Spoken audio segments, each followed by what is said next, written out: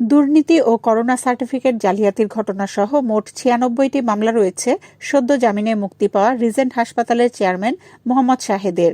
গত বুধবার রাতে ঢাকা কেন্দ্রীয় কারাগার থেকে মুক্তি পান তিনি। জানা গেছে, জুলাই সাতক্ষীরার সীমান্তবর্তী এলাকা থেকে শাহেদকে গ্রেপ্তার করে র্যাব। এরপর তাকে নিয়ে উত্তরায় অভিযান চালিয়ে অস্ত্র উদ্ধার করে সংস্থাটি। ওয়ালটন টেলিভিশন মাত্র ২৫,৪৯০ টাকায় পাচ্ছেন গুগল টিভি। পরে উত্তরা পশ্চিম থানায় র্যাব অস্ত্র আইনে একটি মামলা দায়ের করে। তার আগে রিজেন্ট হাসপাতালের উত্তরা ও মিরপুর শাখায় অভিযান চালায় র্যাব। অভিযানে করোনা ভাইরাস পরীক্ষার ভুয়া রিপোর্ট, করোনা চিকিৎসার নামে রোগীদের কাছ থেকে অর্থ আদায় সহ নানা অনিয়ম ধরা পড়ে। পরদিন ৭ জুলাই রাতে উত্তরা পশ্চিম থানায় ১৭ জনকে আসামি করে মামলা করা হয়। ২৮ সেপ্টেম্বর অস্ত্র মামলায় শাহেদকে যাবজ্জীবন কারাদণ্ড দেন ঢাকার বিশেষ আদালত।